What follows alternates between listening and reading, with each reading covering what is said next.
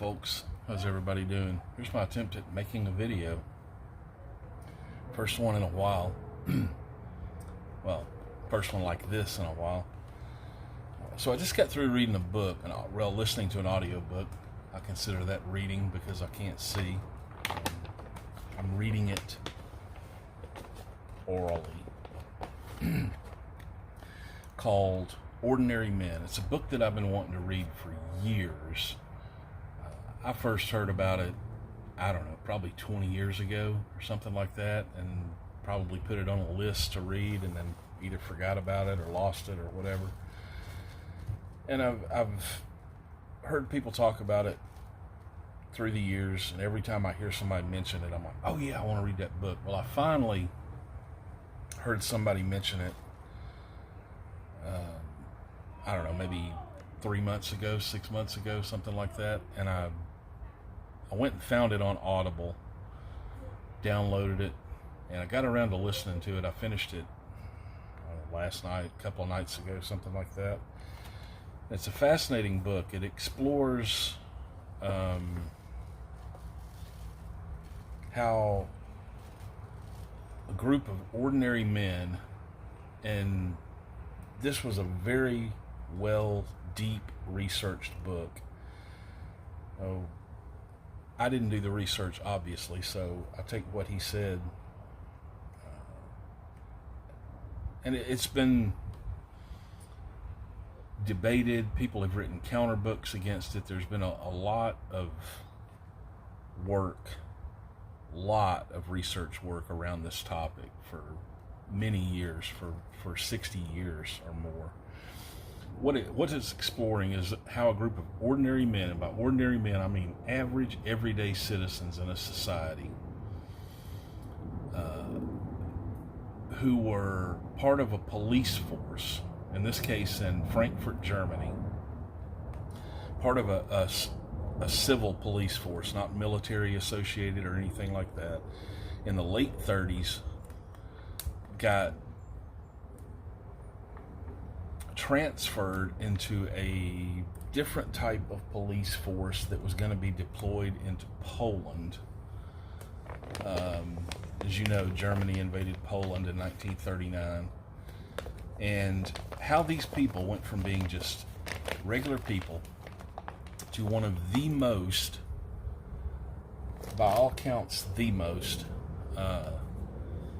deadly units in the perpetration of the genocide and the massacre of Jewish civilians, men, women, children, elderly, handicapped, all manner of people.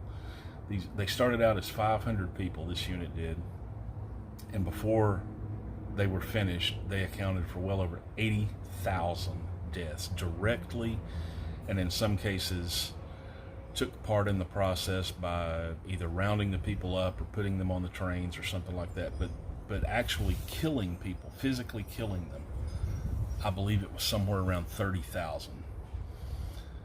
It was an enormous amount of people for that small of a group. How they transformed from people that saw that as potentially not good to a group of people that were, in a lot of cases, absolutely zealous about what they were doing. And it's a fascinating read if you're interested. Probably the first half of the book, etc., is very technical as far as unit numbers, places, dates, how many people were here on this date, how many people were killed, where they, that kind of thing. And the last half of the book is kind of this author's exploring how and why that happened.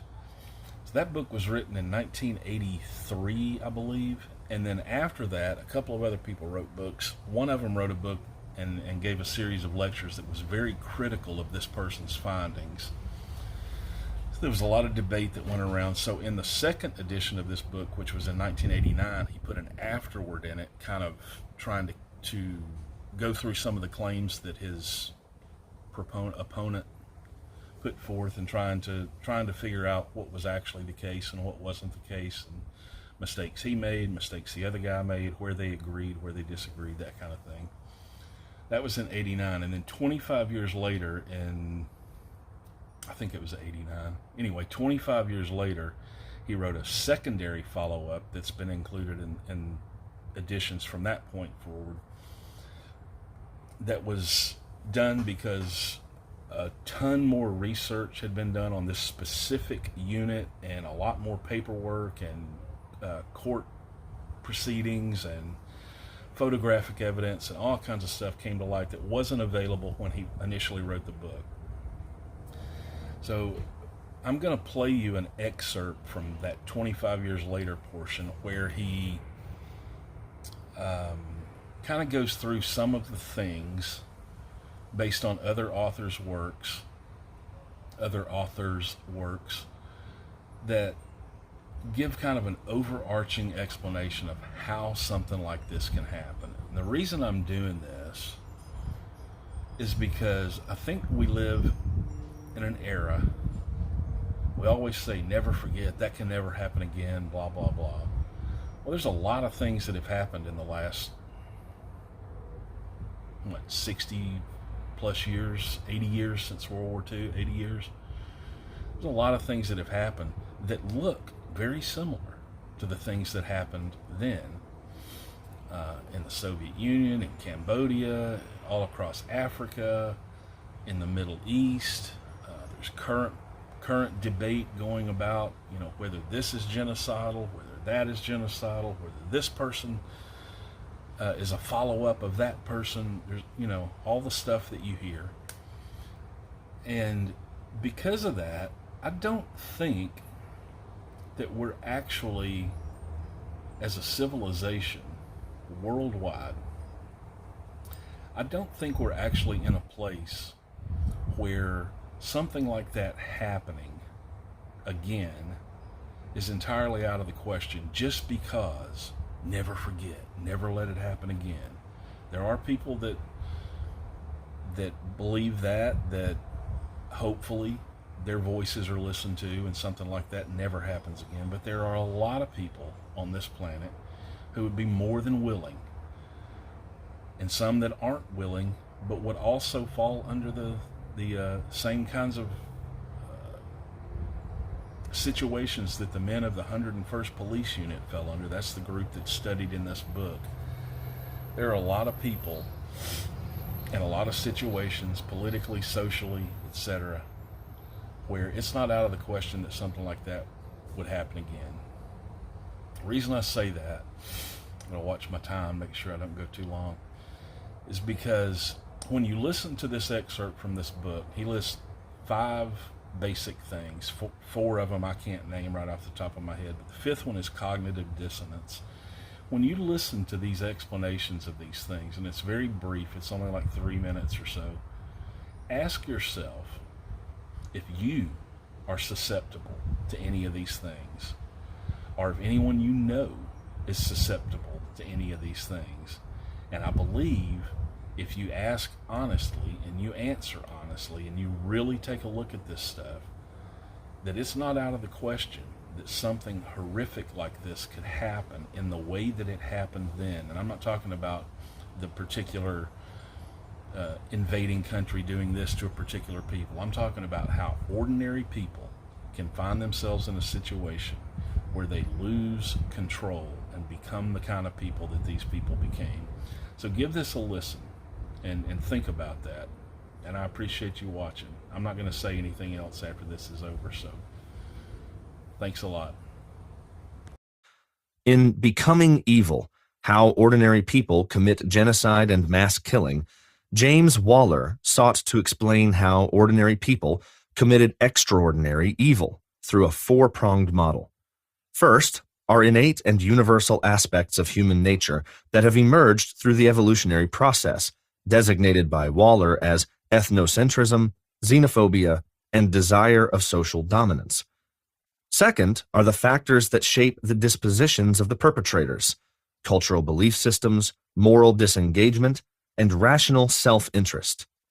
Third are factors that create an immediate social context: professional socialization, group binding, and merger of role and person. And fourth, are factors that shape how perpetrators define or perceive their victims: us-them thinking, dehumanization, and blaming the victim. Clearly, this is a broad and universalistic approach, but one that allows also for historical specificity. It is a comprehensive rejection of any monocausal approach that would place undue explanatory weight on a single aspect of either a perpetrator nation's cultural belief system, such as anti-Semitism, on the one hand, or of social context, such as conformity in group binding, on the other. And it is a model that considers cultural and situational factors as complementary and mutually reinforcing, rather than as dichotomous or mutually exclusive explanations for human behavior.